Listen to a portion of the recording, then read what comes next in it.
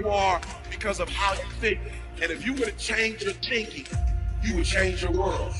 Monday, I cried. Tuesday, I cried. Wednesday, I cried. Thursday, I cried. Friday, I cried. Saturday, I cried. Sunday, I cried. And that's why I'm here today. And listen to me, your problem is you're not crying.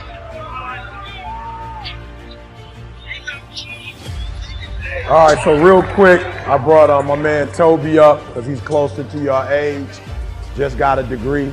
I brought CJ up because he's closer to you guys' age. And I remember like what Toby is doing, like, you know, the whole like, you know, being silly and all of that. I remember when I first started speaking, I used to do more of that kind of stuff. But like things have changed for me a little bit because I got a son who's a junior in college and my daughter's a senior in high school. And I'm just gonna be real, when I, like on my way here, as I was driving, I'm like, yo, I'm like, wow. Like I almost cried. I'm looking at the buildings and stuff on the way. I'm like, wow, you gotta, like, wow, this generation, like you gotta go to school, like you gotta go through all that to get here. Like for real, I made sure what I went through in Detroit, that my kids didn't go through that. Listen to me, I made up in my mind when I was in my 20s that my kids ain't gonna go through what I went through. My father wasn't there for me and ain't nothing I could do about it. His father wasn't there. My grandfather was a high school dropout. My father was a high school dropout. I was a high school dropout. I said to myself, my kids will never go through what I went through. My son, listen to me, like, I'm from the D, my wife from the D. I don't even take my son to where I grew up. Like, I don't even know if I left my son, just left my man there, if he could hang. Like, he ain't never been through that before. My son went through high school, he's never had a fight a day in his life. I'm looking at my son like, yo, this crazy. Where I grew up, like, even if you didn't want to fight, you got to fight. I'm like, yo, I didn't even like fight and I had to fight. And so I put my son in a school where he never had to go through that. Listen to what I'm telling you. I'm a high school dropout. So how did I go from a high school dropout to doing what I'm doing now? Number one, I got a why. I remember when I was going to school, like for real, I hate school. Like I'm a grown man with a PhD and I hate school. So somebody say, if you hate school so much, why do you go? Because sometimes in life, you have to do what you don't like to do so you can live like you want to live. The first thing I had to do was say, I'm going to break the cycle. Right? I need you to think about this real quick. How many in this room? There's your mother, your grandmother, there's somebody that you like you love with all your heart. There's somebody in this room that you love. I need you to raise your hand for me. Somebody you love. Look, hands down. We're gonna do it one more time. Look, I need you to do me a huge favor. Huge favor. You're not talking to nobody. I need you to really think about what I'm saying. You got a mom in here who's working 2 jobs. You got a grandma that's still working. Right? I need you to think about what I'm saying. Like, for real, I'm not playing now. And this is why I get so frustrated. Somebody's still talking. Come on.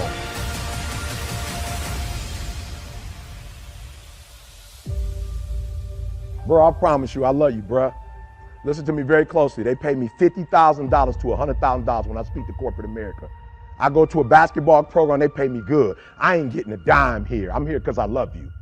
But I'll be darned if I come here for free and you disrespect me. I ain't 20 years old. I ain't 19 years old. I'm a grown man. I'm here because I love you. I'm here because I love y'all. They ain't pay me a dime. As a matter of fact, I came and used my influence to raise money so a group of kids can go to Costa Rica. I'm not here to get nothing. I'm here to give you something. I'm not here to take nothing from you. I'm here to give you something. And listen to me closely. When people love you, you don't do them like dirt. When people care for them, you don't disrespect them. You ain't got but a few people who care about you in this world. Didn't you hear what I just said? You in the wrong place. You gonna get shot and killed, and ain't nobody gonna go to jail for it. Ain't nobody gonna go to jail for it. Ain't nobody gonna do no time for it. So the few people who you do have that care, you can't treat them like garbage. You can't disrespect the people that's trying to look out for you. Because you ain't got a whole bunch of, you ain't got a lot of dudes. Look me up. You ain't got a lot of dudes that do what I do that's coming to your school.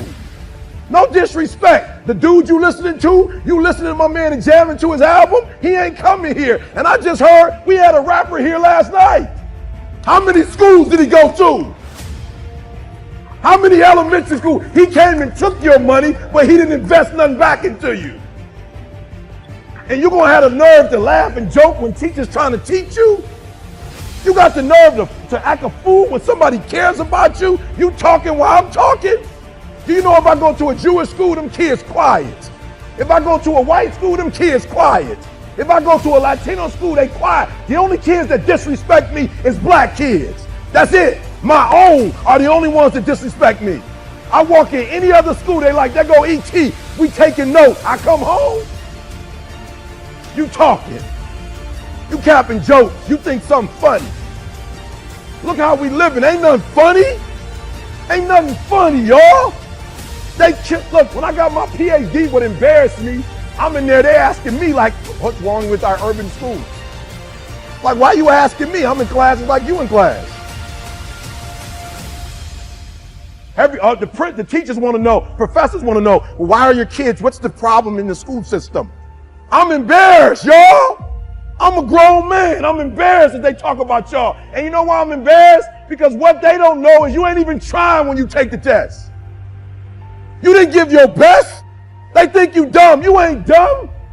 You can't take our people from Africa and put us in the diaspora and spread us all over the world and we survived slavery and we can't pass the test? Come on.